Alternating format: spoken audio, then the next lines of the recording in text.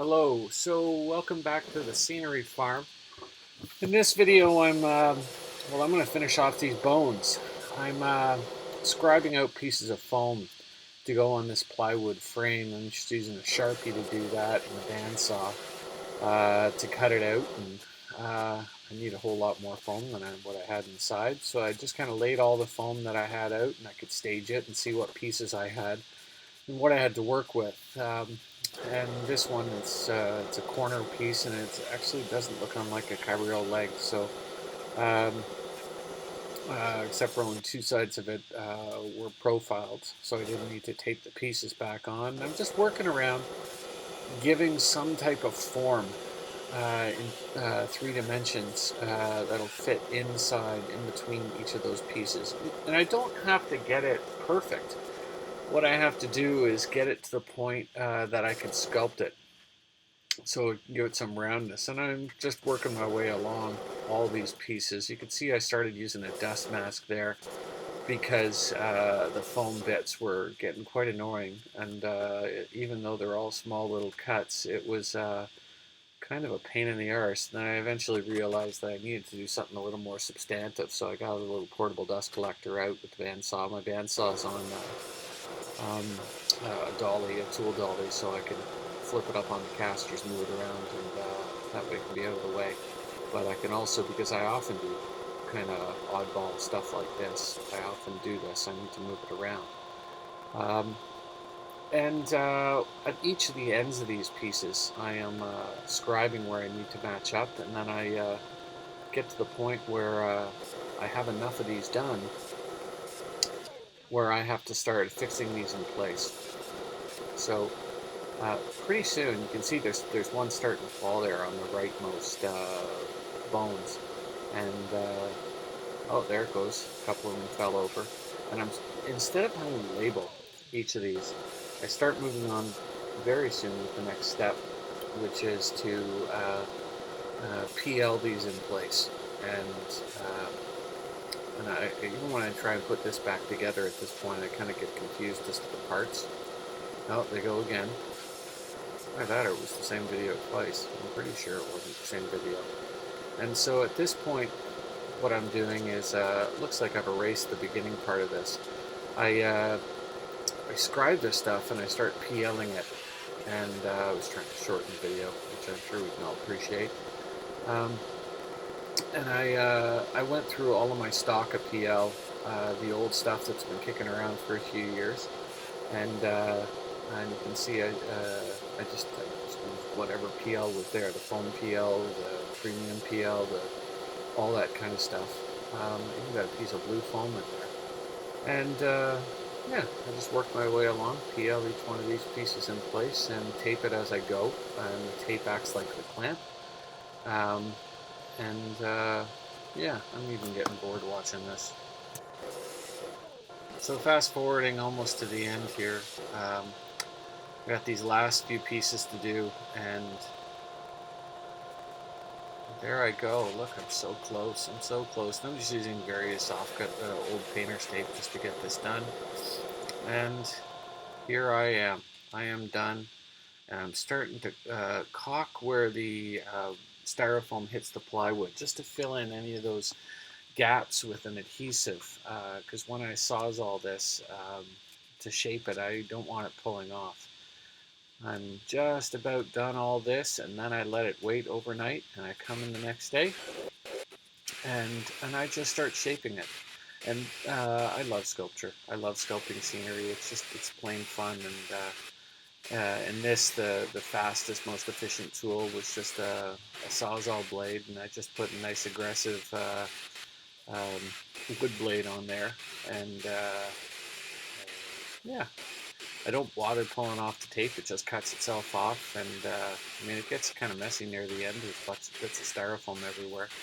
And when I showed up in the morning this day, I started work at about 7:30 or so, and I just kept going. And I can't remember what time of day it was, because this didn't take me very long. This took me a little over an hour or so to sculpt all this down.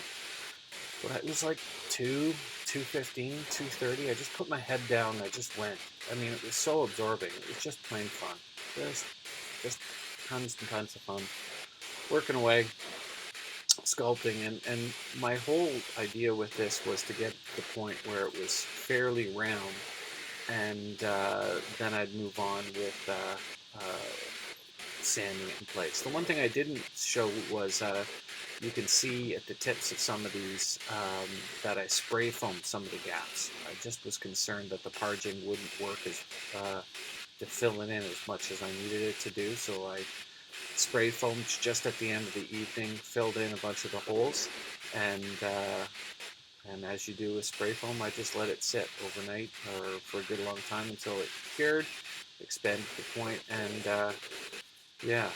Um, a lot of this also you can see that sometimes it's not super smooth, and I thought over whether or not I should fix some of that, and it actually made it look more organic later. I chose not to. I chose to let it take a bit of a imperfect form as I worked through it, and I'm actually I was really happy with that choice, and I'm nibbling away. So I kind of went over the whole thing and kind of got a little rounder, and then I went over the whole thing and I kind of got a little more round, and then I went over the last, and it was kind of like, I'll just take a dib away here, I'll take a dib away here, and whenever you're doing something like this, knowing when to stop is always, well, it's always kind of tough. You just make your best choice, and I kind of stopped when I felt that I could take a sanding block to it and continue working. And so this is me with my flexible sanding block that's made on snake ply. And my whole goal here was to sand the styrofoam so it touched the wood without over sanding where the wood was. Because I mean, obviously the wood is harder than the styrofoam. But what I didn't want to have happen was a deficit in the styrofoam in and around the wood. Otherwise, the ribbing will show up very, very readily all the way through here, which is not something I was anywhere near interested in. And this, I mean, I think it was through this process, the sculpting process here, I just lost myself. It was just tons of fun. The one thing I noticed was because I went through the dregs of my PL, I just kind of grabbed all the old tubes. I don't know about you, but I'll grab a tube here, grab a tube there for this, that, and I'll end up with one extra. And so I had a number of slightly different flavors of PL. And some of them, like the super industrial PL, ended up being a really, really hard glue when it finished. So it was very hard to sculpt, where the standard PL and the foam PL, in that order, the foam PL being the easiest and more rubbery right at the end of the whole thing to sand back. So if I were to do this again, I wouldn't use the super industrial PL. I would stay with the standard PL adhesive and the I can't remember the name right now, but or the foam PL. And right at the top of that short bone, I gave it a wee bit of a deficit to make it work. And you can see that I'm cleaning up the foam on the base. I've got it up on the bench because I'm going to work on the base now, because I'm pretty happy with the bone structure. And you can even see there are still some gaps in there, but they fill up.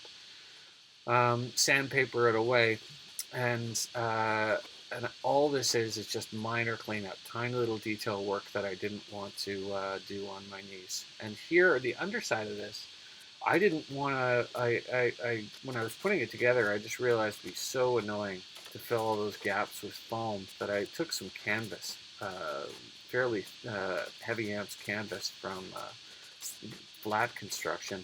Probably the Flat Construction I did it earlier on YouTube.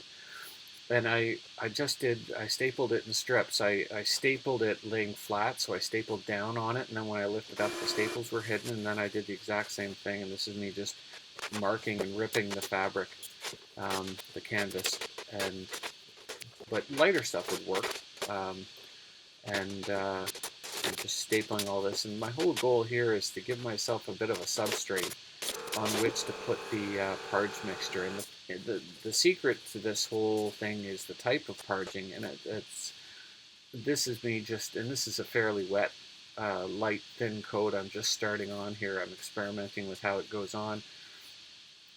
Essentially, it's the floor leveler, like your Durabond 90 or your floor leveler that you'd have. Glue, wood glue, In this case, it was white wood glue. It's just what I could get, and had a 5-gallon jug donated to the show. It was a little old and had some pebbling.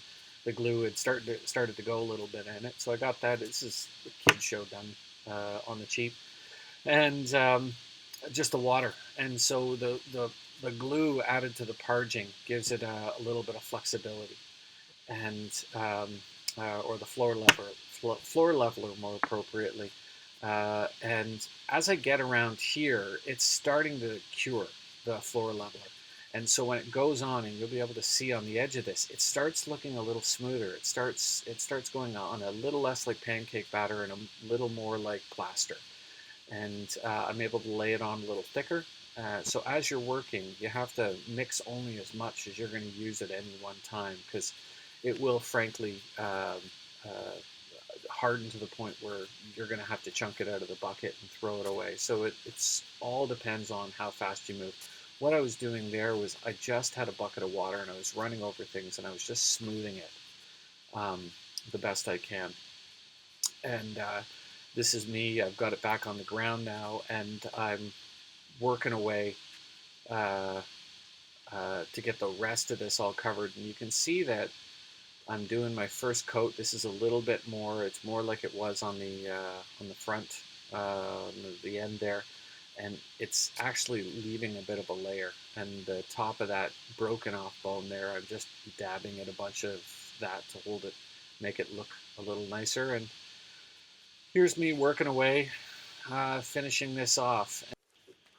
So my goal simply is just to cover the rest of this off, and it's getting a little bit more paste-like, a little bit more like a mud, and I'm able to round off the nose of these and goop on a little bit extra of the material, and with the glue it won't really crack on you. And I'm just adding more to the face to make the fabric, which is hardened up, so it's a surface to give it more of a profile and look less like fabric. Taking water, and I'm wiping it down with the water so it has smooth lines along the length of the bones. So it gave it a bit more of a bone look in my mind. And yeah, those little dimples, those little divots, I thought they were great. I didn't try and fill them in. I thought that they would add some nice shadows so it wouldn't be this uniform thing.